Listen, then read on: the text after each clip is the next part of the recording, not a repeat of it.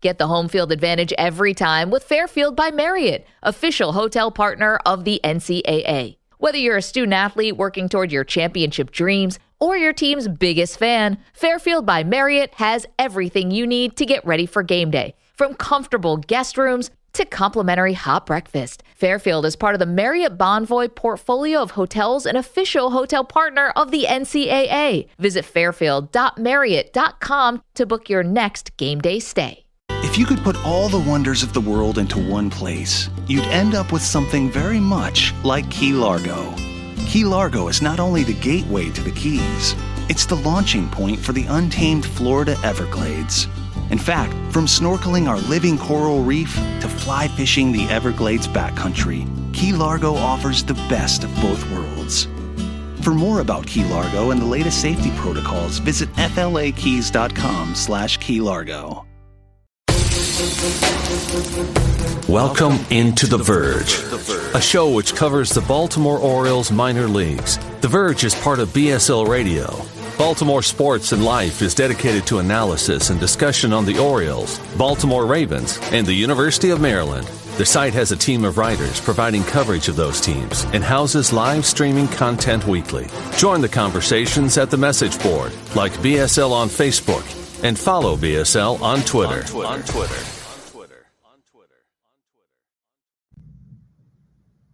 Want to make a podcast? Spotify's got a platform that lets you make one super easily, then distribute it everywhere and even earn money, all in one place for free.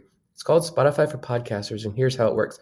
Spotify for Podcasters lets you record and edit podcasts right from your phone or computer, so no matter what your setup is like, you can start creating today. Then you can distribute your podcast to Spotify and everywhere else podcasts are heard. Video podcasts are also available on Spotify. With Spotify for Podcasters, you can earn money in a variety of ways, including ads and podcast subscriptions. And best of all, it's totally free with no catch. Ever since we discovered Spotify for Podcasters, we feel like having options like video podcasts and Q&A lets us be more creative on another level. I highly recommend you give it a try. Download the Spotify for Podcasters app or go to www.spotify.com/podcasters to get started. Welcome to On the Verge. This is Zach Spedden, joined as always by Bob Phelan and Nick Stevens. And on tonight's episode, we got a lot of topics to discuss, including the MLB lockout, some reported signings that the Orioles made before the lockout went into effect, an injury update on Reed Trimble, and more. That'll all be on tonight's episode. But first, On the Verge is brought to you courtesy of Mercer Floor and Home Carpet One. Mercer is a third-generation family business that was established in 1959 and is located on Main Street in beautiful, historic downtown Westminster, Maryland. For all of your flooring needs, think Mercer. Now, as some of our listeners know, we do have a Patreon community. We're very appreciative of our patrons and their loyal support of the podcast. And we've got a couple new members to shout out this week. So I'll turn that over to Bob. Yeah, there's a couple here. We got two of them. First up is Adam Baker, who is my buddy, and he happens to be in Disney World right now. So unfortunately, he's probably missing out on his moment here. But he'll check it out, I'm sure, down the line. And also we have Nicholas Cecere. Sorry, I hope I'm pronouncing that right, Nick. You're a good follow on Twitter. Good guy out there, so appreciate you. Thank you both for your support. And you can join our Patreon community at any time throughout the offseason here. And we'll get into the lockout, which took effect last week as was expected. As the players' union and the owners could not agree to a renewal of the collective bargaining agreement or a new collective bargaining agreement before the deadline, and the owners have imposed a lockout. This has frozen all transactions across Major League Baseball that affect the 40-man roster. So trades involving the 40-man Major League free agent signings are all on hold until the lockout ends. There are still minor league signings allowed. And in addition, the minor league phase of the Rule 5 draft will still move forward this week. However, the major league phase is on hold indefinitely. So when that takes place, that's when we start getting into the questions of whether the players that were left unprotected, like Nick Vespi, Robert Newstrom, among others in the Orioles farm system, could get taken. But for now, that's further into the offseason if it happens at all. So the lockout was not a surprise. And if you're watching the live stream of this show, you might be wondering why our cameras are turned off. We just thought for this segment we would acknowledge MLB.com and all the team websites that have taken the player headshots off the rosters while the lockout is in effect. So we'll take our faces off the screen here for a few minutes. And I'll start with Bob here. The lockout was not a surprise. I think that it was something that we really saw coming, certainly over the last few weeks and months, if not years. But now that we're about half a week into it with no end in sight, how are you feeling? For anyone that watches Succession, I feel like Kendall Roy did in the end of last night's episode, just laying in the pool, face down, No head underwater. No spoilers. All right. Let's just say he's a sad guy right there. So I kind of feel like that, just waiting for it to end, going through the motions. What is life without Major League Baseball? No, it's we knew it was coming, and it sucks, but we know it's temporary. We know they're not going to lose out on the money, especially after they lost out on the pandemic shortened season and then limited crowds last year. So it's only a matter of time. Hopefully the players get at least some of what they want, and it's, the game is better for it in the long run. Yeah, I think the game might look a little different and might take some adjustment from the fans for sure, but I agree. I hope the players get everything they want here. I mean, I don't really have many other thoughts at this point. I know a lot of other baseball podcasts, this is pretty much all there is to talk about at this point. I don't see an agreement being reached anytime soon. I would guess it's, mid to late February. That's going to be my guess. It's making fans angry at the game again. And it's really hurting the players that can't be around the facilities. They can't work out with their instructors.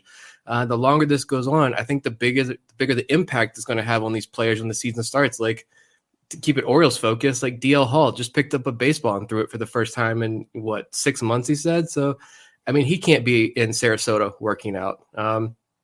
Guy like Kyle Bradish could start the year in Baltimore's rotation, or a few weeks into the season, he could be in that rotation. He's locked out now that he's been added to the 40-man as well. Like, you look at the younger group of guys on the Orioles roster, Mountcastle, Mullins, Means, Hayes, like they're back to working on their own. And then those pitchers, Aiken, Kramer, Bauman, Wells, Lowther, like, we were hoping so much to get something out of them last year. We didn't. And now maybe next year there's a little something there, but now they're locked out. So what kind of impact is this going to have on those players the longer this goes on?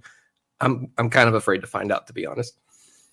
I mean, for right now, I'm not too concerned about the loss of games. I'll wait until, we are a few weeks or a little more than a month into this before I start worrying about the potential loss of games. But Nick, I think you bring up a good point, which is, the amount of time that these players are going to be locked out of these facilities. How long is that going to last? And is that going to have any sort of effect into the season? I really hope not, because, injuries in general are a bad thing, but I especially don't want to have the 2022 season marked by injuries when it seemed like we were seeing more injuries pop up across the league last year as MLB went from the 60-game pandemic-shortened 2020 season into the full season in 2021. And to have 2 years of play like that, I do think would be bad for the sport. Yeah, I mean, a team like the Orioles, too, you look at this squad, and they're all so young. They all need experience. And we've seen the impact that these instructors and the Orioles developmental plans have on these players. And if you can't have access to any instructor, there can be no communication there. I mean, then these guys just have to go off, what they did last year. I mean, it'd be interesting to talk to some of these guys and find out what are they doing on their own. I would love to know. But, I mean, for right now, you just had 2020 wiped away for a lot of these guys, like Kyle Bradish, DL Hall. They didn't get to play at all in 2020, except at the alt site. And so now you're missing a key offseason in their development. It just sucks, and it's extremely frustrating. Yeah, absolutely. And we have a little bit of an advantage over the other, baseball podcasts and writers out there, because we're minor leagues and that's not affected. So even if it goes into the season, at least we'll have games to cover. But just overall, it's not good, especially for, like you guys have noted multiple times now, just the guys that are just recently added to the 40-man, or just the young players in general. They're basically just ships drifting in the night now. There's no they have no lighthouse or whatever to guide them on what to do or where to go. Well, hopefully we see an end to the lockout sooner rather than later. But as we've kind of talked about here, no reports at this point on when it could end. Hopefully we get to a point where maybe by late January, early February, we can start to talk about an agreement or something close to an agreement. But for now, it's just a waiting game.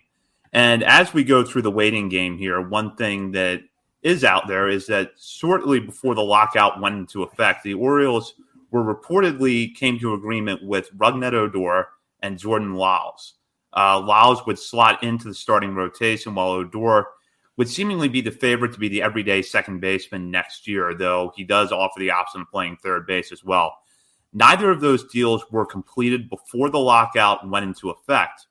However, the expectation is that once the lockout is lifted, they will become official. There's nothing at this point indicating that those deals would somehow fall through.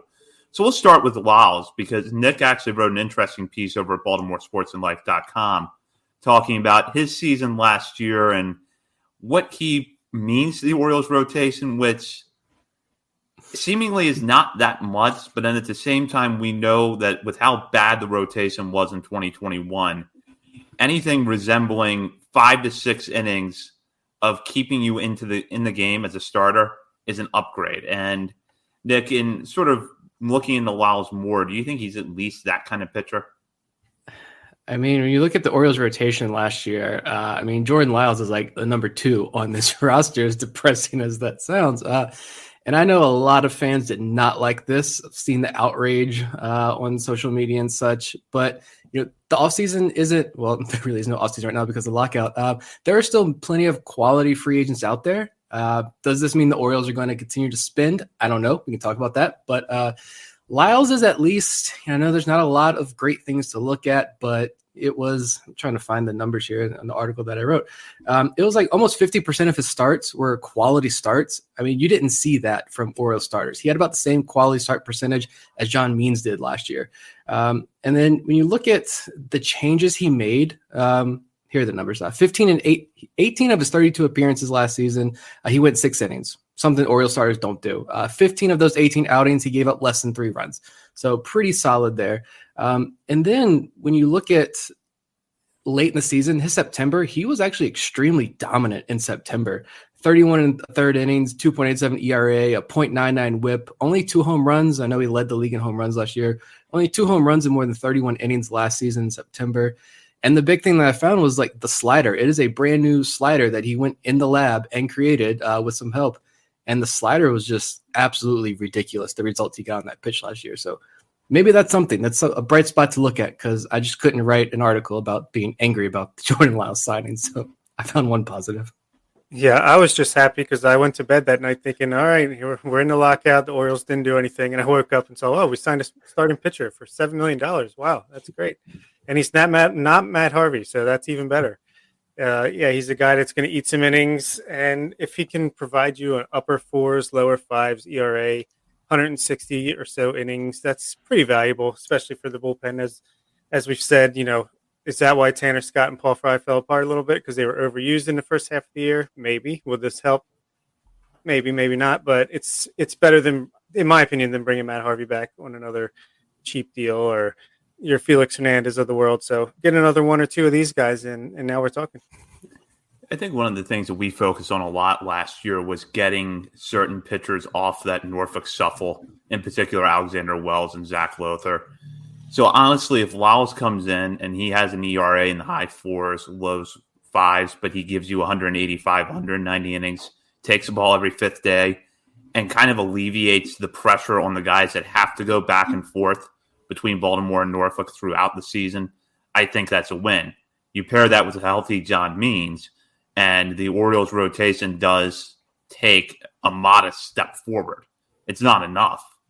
But if you want to look at someone to really kind of hold down the 2nd or 3rd spot in the rotation while you're developing the Grayson Rodriguez's, Michael Ballman's, Kyle Bradis's of the world, and while you're trying to figure out what roles you have for Zach Lothar, Alexander Wells, and Bruce Zimmerman, who missed a lot of time last year because of injury, I think that Lyles can help. Yeah, I agree with that. That's the part that I like about this. And you're going to need more than just one Jordan Lyles and John Means in your rotation. You're going to need more, but you bring in more guys like Lyles, not Matt Harvey. I think the Orioles were extremely lucky and caught lightning in that bottle that one time with him. Felix Hernandez, I mean, that was just a mileage issue. That arm was dead just because he's been throwing 200-plus innings since he was like 18 years old in the pros. That was never going to work out. You bring in more guys like Lyles. Maybe you send Michael Baumann start the year in AAA. Well, he's on the 40-man roster, so depending on how long this lockout lasts, he may not be able to, but maybe you start Baumann back in AAA, let him settle in a little bit more, work out some kinks, then bring him up. You let these prospects marinate as long as possible before they're fully ready. You don't have to bring up more Connor Wades and such to make these spot starts and get shelled. And Lyles, like, he's an 11-year veteran. I mean, the only memory I have of Jordan Lyles is he almost threw the first no-hitter in San Diego Padres history. So there we go. That's another positive. Am I wrong in thinking that he spent 2 or 3 years in Korea or Japan or something like that and then came back? I don't know. Yeah, I don't think he did, but that's my recollection. I thought I remember the Brewers signing him from overseas, but I could certainly be wrong about that. Well, I'll look into that, but we'll take this question from Vivek. Do you think the Orioles had to pay more than other teams would have had in order to bring Lyles to Baltimore? Just to give context, Lyles is on a 1-year, $7 million deal that will cover 2022, plus an $11 million club option for 2023. So the sense that maybe fly ball pitcher who gives up a lot of home runs having to come to a home run hitter's park and pitch for a bad team, did the Orioles have to pay a little bit more than, say, the Twins getting Dylan Bundy for $5 million? And I think, Nick, you had this in your piece that the Red Sox signed Michael Wacha for the same amount of money the Orioles are going to pay Jordan Lyles next year. So on the surface, it does look like an overpay, but I'm curious to get your thoughts on that. I personally think maybe they paid up to $1 million more than they would have had to. But, I mean, maybe it's just the Orioles needed Jordan Lyles more than a lot of other teams needed Jordan Lyles. And he thought, he decided to sign his contract right at the last second before the lockout started. So he said, I'll take my chances now rather than waiting till the last second right at spring training, whenever that's going to be. So, yeah, maybe we paid a little bit extra, but I think the fit was there. I don't think it was much more. Yeah, maybe a little bit. I mean, I don't really know how much more you have to pay guys. When at the same time, like, I imagine if you offer some guy like Lyles a free agent contract and you say, hey, you're going to be a number 2 or number 3 in our rotation, you're going to be the veteran on that rotation. Maybe that appeals to some guys and they're going to enjoy that. I don't know. Maybe it's an opportunity for Lyles to just kind of hang back and relax a little bit. No pressure in Baltimore.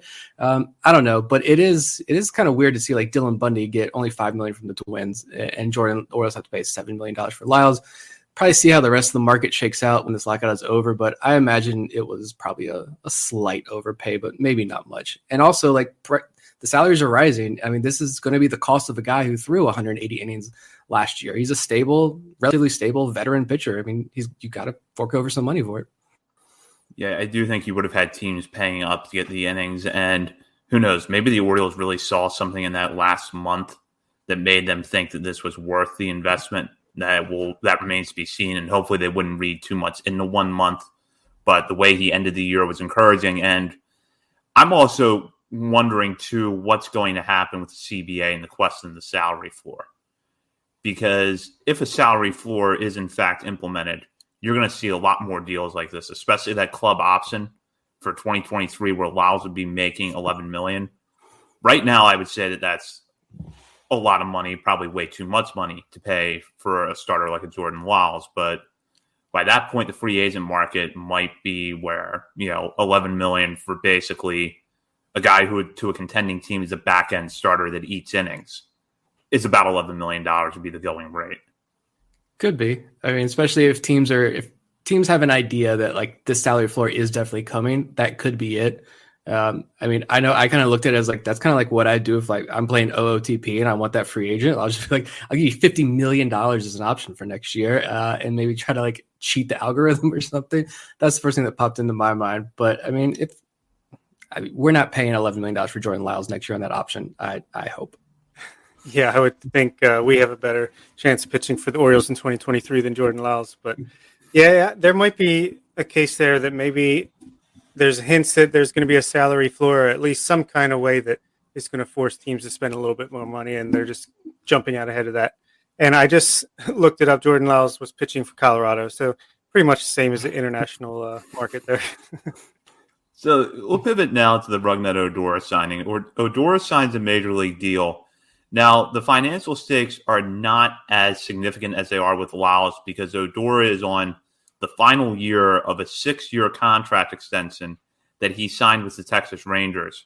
So the Rangers are actually going to be paying Odor's salary. The Orioles will be paying the league minimum, whatever that turns out to be for 2022. Odor was with the Yankees last year. Numbers weren't great. Expectation, I think, was that he might really take the Yankee Stadium and hit for more power. And although he was slightly better than he had been in the shortened 2020 season, he still batted just .202 with 15 homers and 100 strikeouts in 361 plate appearances with the Yankees last year.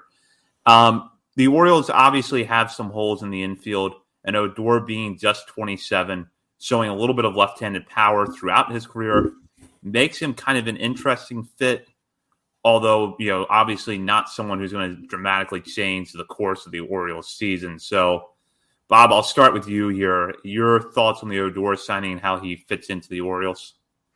Yeah, that was definitely a surprise. And quickly, I thought before he shaved his beard, he was 35, and then after he shaved his beard, he was 15. So it's nice to know he's right in the middle there at 27. But I think this is more of a, what's his name? God, I can't remember his name off the top of my head. He's a good Twitter follow. He had a nice thread on this. JS Bear, I think, is his at John Shepard. And he had a pretty good thread about this, just saying that it looks like his profile is right in line with what the Orioles are looking for in their minor leaguers when they draft. Someone that hits the ball hard, has a good barrel percentage, good exit velocities, and they think there's something there that could possibly work with. And he didn't say, this was a slam dunk signing, but that's just what he figured out was the case when he saw the deal come through. And maybe with Ryan Fuller getting promoted up to the major league squad now, they're targeting guys like that to see if he can do what he did for Kyle Stowers and company with some major league veterans. And I think Odor, he's going to be more of like this year's, I can't remember names today, the second baseman that we signed last offseason that got cut in spring training. I think he's going to be this year's guy that just comes in. He's going to get a look in spring training. He's making the league minimum, so he can maybe gets a shot at second base, third base, just a bench player. So I don't think there's too many expectations, but maybe if you catch lightning in a bottle, he could be a decent option until guys are ready to come up. Yeah, I mean, if he makes the roster and you give him a full season of at bats, if he could hit like 240 or 250 with 20 or more home runs for $600,000, like, sure, I'll take that. While playing decent defense as well. I know the advanced metrics, like some love him, some really hate him, which again is just another sign like we can't really have any major takeaways from those advanced metrics that the public has available to us. But I mean, if he can hit those numbers, I think he can be a fine platoon option, utility option, bridge option until, Jordan Westburg and Terran Vavra. They're not far away from the big leagues, hopefully holding down second base. If he gets cut, it's whatever. Doesn't cost the Orioles that much. I mean, he's competition for like the Jorge Mateo and Jahmai Jones. God knows we need to see a lot more from Jahmai Jones next year, even though that's a massive jump, AAA to the big leagues now. I'm not writing Jahmai Jones off at all, but we got to see something out of him for next year. And hopefully this pushes Jahmai Jones. I don't know, but I'm kind of more concerned about what's available as far as shortstops go, because Odor is not that shortstop. And I know a lot of Orioles fans really like Ramon Urias. I do too. But do you want to see Urias as the full-time shortstop on this roster next year? Or would you prefer to see him at second base? But then if that's the case, who are your options at shortstop now? I don't know. Yeah, and I don't know what the shortstop market's going to look like, because there was a report over the weekend that Freddie Galvis was close to signing an agreement with a team in Japan. And I just wonder if more players are going to go that route if the lockout persists. And would it be harder to get someone that's in that Jose Iglesias, Freddie Galvis tier? And I would rather have Urias at second base than shortstop, but he does offer you a little bit of versatility that if you want to plug him in at third, you could. I will say this for Odor. Looking at the in-house options right now, if the Orioles don't do anything with shortstop or third, and Urias ends up at one of those positions, I would probably take Odor at second base to start the year, not throughout the whole year, but to start the year over Jahmai Jones. Certainly over Terran Vavra because he needs more development time. Jordan Westbrook's not ready yet. So if Odor is your starting primary second baseman through the end of June and he hits 200 with good power, probably call that a win at the league minimum. Yeah, and his defensive numbers were really good last year. If you look on Baseball Savant with outs above average, he's basically going to be a better version of Pat Valaika, I guess, or the ideal version of Pat Valaika maybe, which you can't get enough of that. So, and I was thinking of Yolmer Sanchez before. There you go. Just to set the record straight. You got to do that. Yeah, I guess I would see like how the shortstop situation plays out because, if more people like Galvis and that type of player follow suit, then, that pool's going to shrink, obviously. Teams are still looking for shortstops. Is that going to price the Orioles out of that market? Probably. We know they need a catcher. We know they need hopefully more pitching. So is that going to price them out of the shortstop market? I'd imagine it would. And then, are Orioles fans going to be happy with trotting out, first base Trey Mancini, Ryan Mountcastle, first base last DH, second base Odor, shortstop Urias, third base Gutierrez, platoon with somebody? Are Orioles fans going to be happy with that infield scenario if that's the way it plays out? I believe they will not. No, they will not. Would that help the pitchers even? That's my concern. If you got Gutierrez and Odor both hitting 200 but playing really good defense, are we okay with that for a couple of weeks? I'm interested to see how all that shakes up. Yeah, I don't think this precludes us from signing anyone else at third base or shortstop. I think this is he'll probably make it through the offseason on the 40-man roster just because there's a lot of other guys that could go earlier, but you could still sign Kyle Seager and easily fit him into this roster. I want to put this out there about Odor offensively because it sort of seems like it's almost a guarantee that if someone hits from the left side and they have some power, that they're going to hit well at Camden Yards. That was kind of what we expected with Freddie Galvis, and for the most part, that's what played out when Galvis hit from the left side as a switch hitter at Camden Yards last year. He hit the ball pretty well, showed a little bit of power. What's interesting, though, is you could really say the same thing of Yankee Stadium. And Rougned Odor's career numbers at Yankee Stadium, the bulk of which were accumulated last year, are terrible. His numbers at Camden Yards aren't bad, but we're talking about 24 games, an 815 OPS, 2 homers. So do you think that that's a guarantee that you could put Odor out there, and even if he struggles to hit 200, that you're still going to get, average power, at least in terms of home run numbers out of him?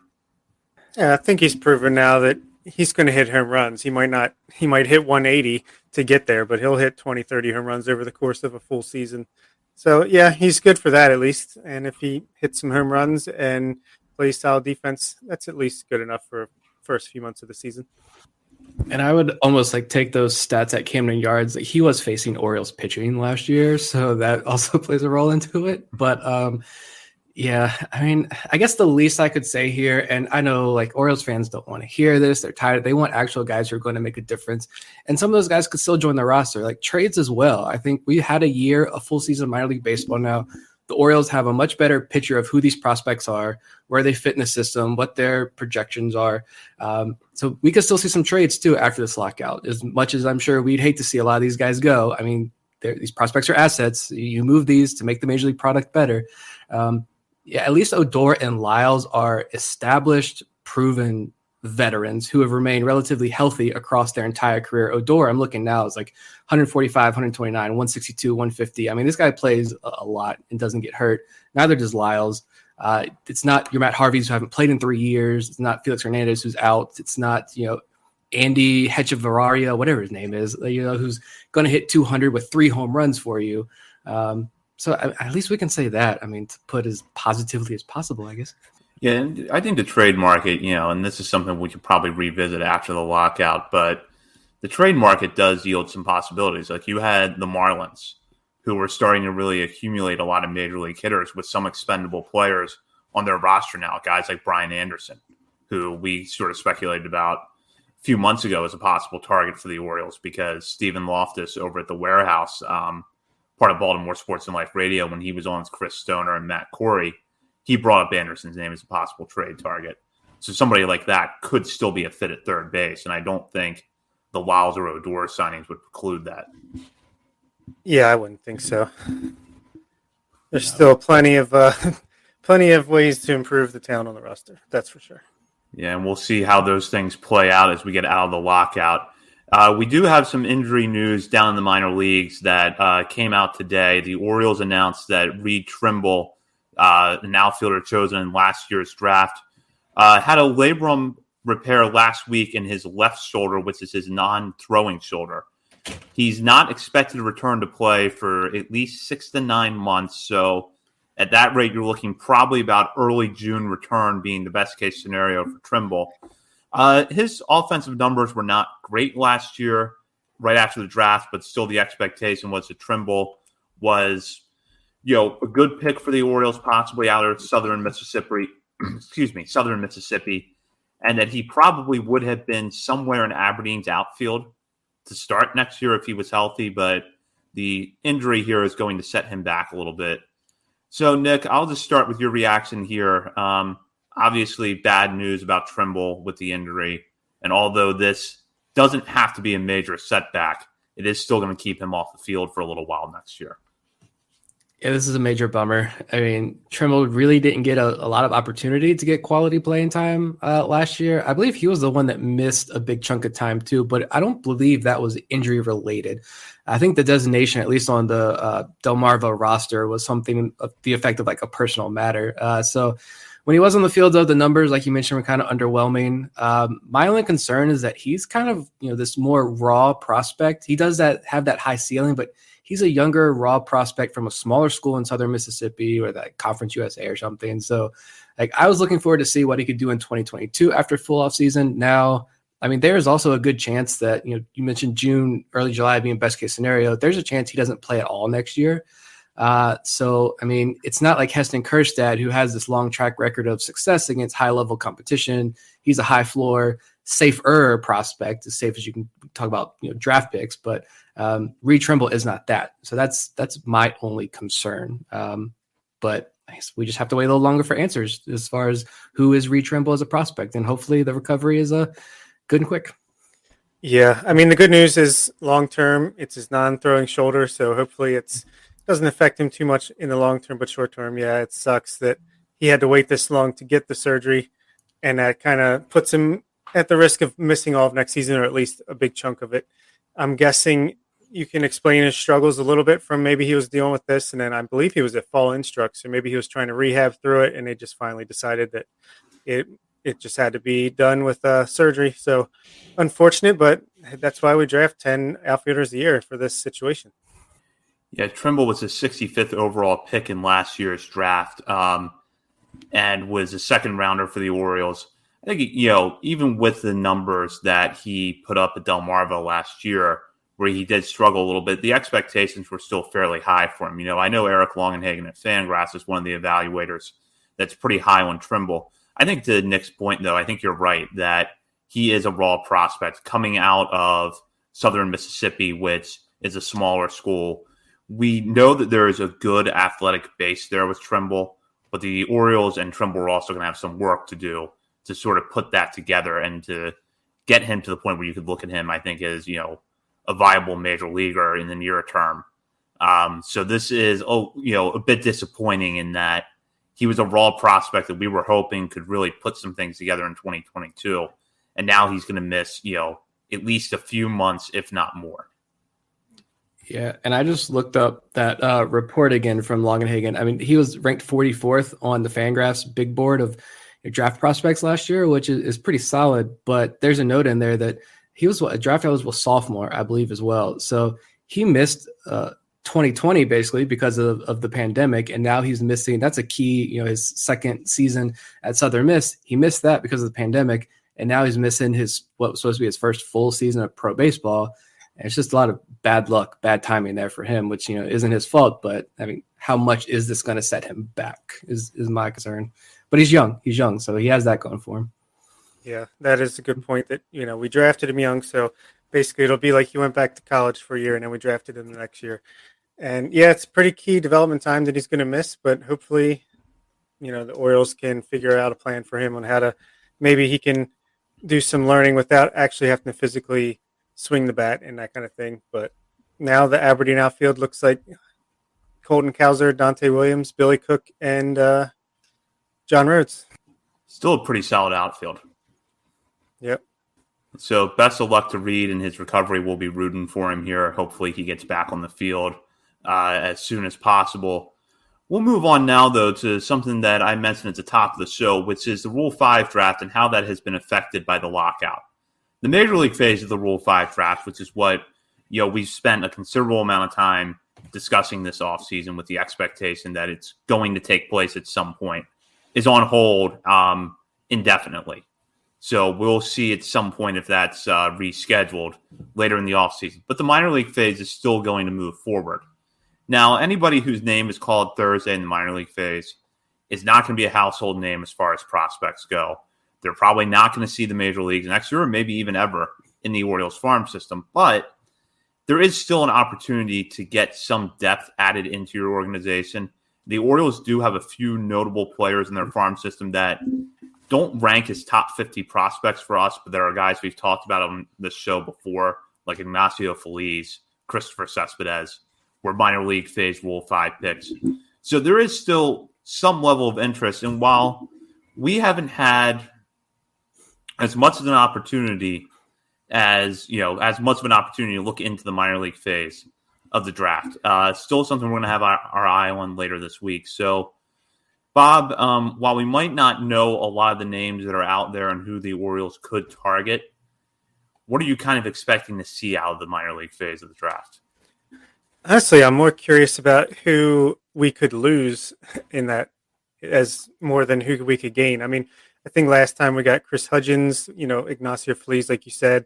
There's definitely some interesting names that you could get for organizational filler that maybe they have a little bit of upside that you could catch lightning in a bottle. But we're a pretty deep farm system right now, and there's only so many guys you can protect. I'm just curious. I'm hoping we don't lose anyone too interesting on Thursday. Yeah, I know Baseball America put out the piece today of their MILB Rule 5 primer, which I joked about on Twitter. We were going to put out like a top 50 names to know. I did not have time to put that together. Baseball America did have a list. I haven't looked at it, though. If anybody watching live took a look, and if there are any Orioles on that list, let us know in the comments there. But I am definitely worried about who the Orioles lose. But you mentioned last year we drafted 3 guys, and Chris Hudgens provided good depth. He's a good defensive catcher. Offense was either like home run or bust with him, but he was a really good defensive catcher that helped out in Bowie and in Norfolk, caught a significant number of games. That's valuable depth. Ignacio Feliz was a guy who we were all super high on in Delmarva, got promoted to Aberdeen, and it all just seemed to kind of fall apart there for him, but he's still a young, exciting arm. And then Ricky Ramirez was the other one, an interesting reliever. I mean, he was kind of bad at the beginning of the year. I think he started late because of an injury, but he was okay to end the year. Interesting, like slider, swing and miss slider there, but that's who you're going to target. It's pitching. I think guys that maybe you like their fastball traits, maybe you're going to look these guys up. You're going to see who they drafted. Check out the Twitter account. I'm off that day. We're going to keep you guys updated. Don't worry. You're going to look up their stats or baseball reference page or whatever, and the stats might look kind of pretty bad. You're like, who the heck is this guy? It's like you said, it's not a household name. You're not going to know who they are. The stats may not be too impressive. But with pitchers, it's going to be like fastball traits you like, and maybe they have a unique or really good slider, a quality slider, a 2-pitch guy you can put in the bullpen and maybe work with. That's who you want. I think Baseball America also mentioned like catchers are also pretty popular, but I know the Orioles signed a catcher the other day to a minor league deal, so probably won't see another catcher there, but I'm interested to see. It's fun for us because it gives us something else to talk about at least. Yeah. Yeah, and I think with hitters, there's also going to be some traits they look for. Do they have any sort of batted ball data to indicate, exit velocity? That's one of the things we'd heard about with Christopher Cespedes was that the exit velocity data with him has generally been pretty good. So do they have a high walk rate? Is their batted ball data good? I think another point too is, do they offer some defensive versatility? Because we know that, I think pretty much every organization values versatility to some extent, but it seems like under Mike Elias, the Orioles have sort of taken a renewed focus on versatility, especially versatility up the middle. So I would think that generally speaking, those are the kind of players they could target. And, although I think the minor league catching depth is decent right now, probably never hurts to have 2 months in that area. Yeah, I mean, defensive versatility and giant relief pitchers. That's what Michael Lyles does. So let's go. Yeah, it's exciting. It's going to give us something to talk about, like I mentioned. But yeah, I don't know. I am afraid. I wish there was a way. Somebody told me today that the list of who is going to be available, or at least who is protected. I haven't gone through and looked at who's available from the Orioles side of things, done the math and all of that to figure out who the Orioles could lose. But I was anticipating maybe Norfolk's roster being updated, because I know if you are added, that you can protect 38 players. You can put on your AAA roster to protect them. So anyone on Norfolk's roster is good. They're safe. But I was told today by somebody that information is not going to become publicly available before Thursday. So we're kind of left in the dark, and it's just kind of hope and pray and wait and see what happens Thursday at 2:00, I guess. Hopefully we don't lose Willian. That's all I'm worried about. So here's a question from Adi on YouTube. If the salary floor is implemented and the Orioles have to spend an additional $30 to $45 million, who would they target? Kyle Seager to cover at least a third of that difference? Bob, I know that you're a huge proponent of Kyle Seager to the Orioles. I think you not only are driving that bandwagon, you actually built it. So I'll let you start with this question. First, I see what you did there, Adi. At least a third of that difference. I see what you did there. I would go with Michael Pineda. Sign another good starting pitching option, or at least solid starting pitching option. It doesn't have to be, $15 million a year. Get like a Michael Pineda. Maybe, I don't know. If you got $20 million to play with, convince Buster Posey to come out of retirement. No, I don't know. I would sign one or two more starting pitchers, maybe a reliever, and then, of course, Kyle Seager for their base. I mean, I've already bought his jersey, so it's only a matter of time. Not going to be mad at Seager. They need a third baseman for sure. I love Michael Pineda. I would agree with that as well. I don't imagine to be a catcher. But yeah, bring up Pineda. And I mean, if you have to throw some extra money at Zach Davies, I know that's a name we've mentioned before. Could be interesting. I don't know if you like soft tossing righties. He's a righty, right? I think. Yeah, so maybe him. You can bring those guys in. You could definitely afford to bring in two solid major league veterans, better than Jordan Lyles, that are going to give you good innings and be productive and actually advance the starting rotation. So that would be interesting. I wouldn't be mad at that. There's a shortstop. I can't remember his name, Correa or something. Is he signed? I don't know. You could bring him in. I don't know. There's guys like that. I don't know how much he would take. What, 50 million, 40 million? Bring him in. I don't know. Per year. Yeah, I think that if there is a salary floor implemented, and I have another question about this that I'll save for after my answer, but I think if there is a salary floor implemented, you could see some guys like Michael Pineda. I would throw Danny Duffy's name into the mix, too, as another starter that the Orioles could take a look at. Zach Davies. And then, Seager, I think I would be more concerned about the years of commitment than I would the annual salary. Like, do I really want to sign Kyle Seager to a 3 or 4 year deal? No. But if I could get him on a 2-year deal for, say somewhere in that 25 to 30 million range, I would take that, knowing that it's probably going to take another 2 years before you have that option ready to play third base out of the farm system.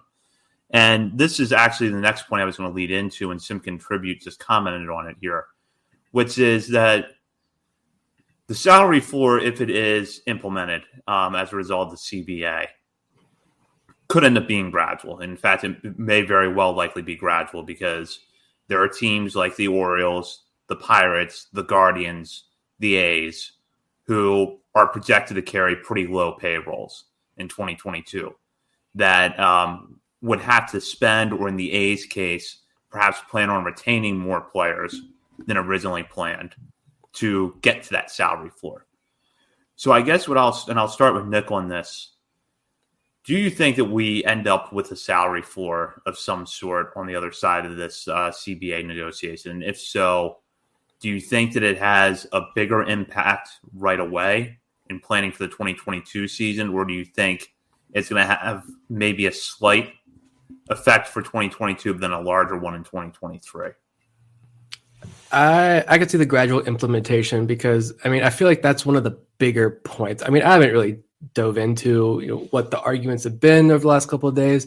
I don't really know if we've gotten much public information about negotiations or what's going on, or reports of what sides are offering, but I would imagine one of the bigger things that they want to focus on is preventing teams like the Orioles. I know that's been again, go figure, a hot topic among writers is going after the Orioles. This is why we're in this lockout, because the Orioles don't want to spend money.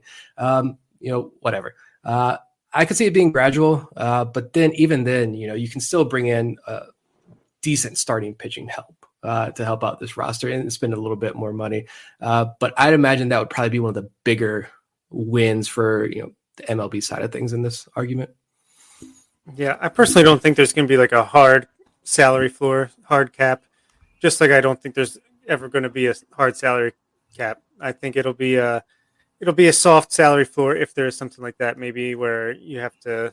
I don't even know how that would work, but I don't think it's going to be like you have to spend this much money. I think it'll be, kind of just like nudging you in the right direction, hopefully. But I have no idea. Another thing that we're probably going to see the Orioles payroll move up a little bit is that they have tendered contracts to Trey Mancini, John Means, and Tanner Scott, but have not come to terms yet. So we don't know what the three of them are going to earn. You have to figure that Means and Mancini are at least lined up for substantial raises. Scott's going to get a pretty sizable one as well. So assuming, and this is not something we should really, absolutely count on, I think, but if the Orioles come to terms with all three and carry them on their opening day roster without trading them between now and the start of the season, that's going to move the payroll up too. But they're still going to have to round out with some free agents if they pursue, if they end up with some sort of salary floor. Yeah. And they could also, that could force them to say, all right, we're going to negotiate a longer term deal with John Means. Maybe that's when a John Means extension gets signed. So then you're bumping up the payroll even more there. So you don't have to go out and sign more free agents if you want to look at it that way. But I mean, that could be an option, or even sign a Trey Mancini to a small extension. And that could significantly boost the payroll there by signing both of those guys long term. But I think Orioles fans would at least be happy if both those guys were signed to longer term deals. So maybe it would soften the blow a little bit. Maybe if Jordan Lyles is the top pitcher free agent the Orioles sign, but you got Means and Mancini locked down. I don't know. I'm interested to see how all this plays out, but like I said earlier, I have a feeling it's going to rub up pretty close to spring training before we get anything. Yeah, I completely agree with that. And yeah, I think it's going to be like $12 million or so for the three of those guys once their contracts are signed. So, and we know that the Adley Rutschman 12-year contract extension is not going to really affect next year's salary too much. So, you're going to have to do something. I'd love to see Means extended. I've been saying that for a while too. I don't know. I'm pretty sure they could still trade Mancini before they have to pay him. So, we'll see. We dodged one bullet with Mancini. They tendered him a contract. Now, let's see if they actually bring him in to camp next year. Yeah. And I know we talked about this before too, but if there is that salary floor, I would almost wonder if Elias would instead go the route of buying prospects. Like John Muley mentioned when he was on, taking one of those big contracts from another team and getting good prospects in return. That could be a way that they increase that payroll as well. Yeah, I would be interested to see that approach. And I think even without a salary floor, that is something the Orioles should look at doing this offseason. Try to find a trade where you maybe have to take on a bad contract for a year or two, but you stabilize some positions at major league level that is really unsettled, and you get a prospect back in return. So Eric Hosmer, let's go. Eric Hosmer. Yeah. Ground ball machine. Let's Miguel go. Cabrera. I wouldn't be mad if they did that. Eric Hosmer is the one name that I know the Padres desperately want to get rid of Eric Hosmer. And I think a lot of that is clubhouse attitude driven as well, not just the big contract. But there could be an opportunity to increase the rotation there. Like, go after a pitcher with a bad contract, get a good prospect in return. That's a win-win deal. I would love if the Orioles were able to do that. But would Eric Hosmer in an Orioles uniform be Chris Davis in an Orioles uniform except most at-bats and in a ground out to the second baseman rather than a strikeout? You'd have to give him number 19, I guess. And no, I would just release him immediately if I was going to trade for him and then just eat that money. Let it be on the books, but not in the clubhouse. Yeah, from what I know, from what I've heard at least, is that Hosmer has his own hitting coach, and it would not be Ryan Fuller. It would be his brother, apparently, who never played Major League Baseball, and he refuses to change that stance. So I don't think that'd be a great fit in Baltimore. Nah, he's not going to treat our boy Ryan Fuller like that. And we know you need experienced veterans to be hitting coaches, so his brother's not going to work. So I do want to pivot back to the decision to tender contracts, because that's something we talked about in our last show, and we might as well follow up with it here. The Orioles faced decisions before last week's non-tender deadline on 6 players. None of the 6 were non-tendered. We thought that 5 of the 6 probably would be, but that Paul Fry seemed likely to end up being non-tendered. Ultimately, the Orioles agreed to a contract with Fry for about $800,000, which is about $300,000 less, I believe, than what MLB trade rumors had projected him to earn in arbitration. So the Orioles, save that cost a little bit, but also bring Fry back after a season that saw him have very good first 3.5 months, and then really struggle the rest of the way. So just looking at those decisions across the board, did anything surprise you guys? And I'll start with Nick. No, I mean, I thought Fry was going to be gone for sure, but you look at the 40-man roster right now, and I mean, what bullpen do you really have? I mean, you got Tyler Wells, Dylan Tate, Cole Sulser for sure. And then you got the waiver claims, Perez and Baker. Kresge was just released. Crable could be a guy that's jettisoned off the 40-man pretty soon. Hopefully Jorge Lopez is in the bullpen. But yeah, I mean, looking back now, I guess I'd imagine bringing Paul Fry back doesn't hurt at all. You would hope Paul Fry would be better than a Cionel Perez or Brian Baker, who they claimed off waivers. That would be huge, but yeah, nothing surprising there for me. No, especially once it was announced that they got him for less than he was predicted to make in arbitration. It seemed like a pretty decent no-brainer. And I saw one stat that was pretty crazy, that in his last 27 appearances against the Rays, he had a astronomically high ERA, and then against everyone else it was 2.97. And then even in his AAA numbers, if you look at when he pitched against Durham, he had an astronomically high ERA. Against everyone else it was 0. So the Rays got his number. As long as we just leave him on the bench against the Rays, he should be pretty good next year. The Durham note is very interesting because I did not know that. I did not look into that. And if that's true, then that is amazing. It's short sample size, but it is true. Still, I think that is amazing. Yeah, just don't pitch him against Tampa Bay at all. And all right, maybe we might have something there with Paul Fry. He'll make me eat my words, which I hope he does. Eat your fries. Durham had a really good team last year. It would have been interesting to me to see Durham almost in a tournament with maybe the 8 worst teams in the league in the majors to see who would have won that. But to knock around a major leaguer like that is pretty impressive for a AAA lineup. Yeah, maybe they just decided, let's just not swing at this guy's pitches and see what happens. So those were the moves there. I think the one that made me the happiest, because it was one that seemed to be on the bubble a little bit, was the decision to bring Jorge Lopez back. I think that he's going to fit into that Orioles bullpen nicely next year, if that is indeed the path they choose for him. And, Nick, you actually touched on this during your piece at BaltimoreSportsAndLife.com. The signing of Lyles does make it easier to make decisions, just put Jorge Lopez in the bullpen and don't put him in the rotation just because you have to. Yeah, I'm trying to find. It was only 8 innings you had. I was going to write a little bit more about Jorge Lopez in another piece, but he only had 8 1/3 innings in relief before the injury, but it was a 2.16 ERA, a batting average against of less than 200, 10 strikeouts, 2 walks, 2 earned runs. I mean, pretty solid in relief. I know, and there was one instance, it was against the Angels. I wrote this and then I deleted all of it. But it was against the Angels. He came out firing 2 miles an hour. He was averaging 1.5 miles, almost 2 miles an hour faster on his fastball than he did the rest of the season. And it was 2 shutout innings. It was a game the Orioles won 13-14-1. One of those rare good games there. But Lopez just came out firing in that bullpen. And if you can get that Jorge Lopez throwing an additional mile or 2 faster on that fastball, reaching, maybe he averages 97 miles an hour on that fastball now. He's got good secondaries. The curveball is a really good pitch. So, I mean, if you get that Jorge Lopez attacking guys out of the bullpen for 1 or 2 innings, I think he could be really good. I'm not the first person to say that, but I really hope they just fully stick him in the bullpen.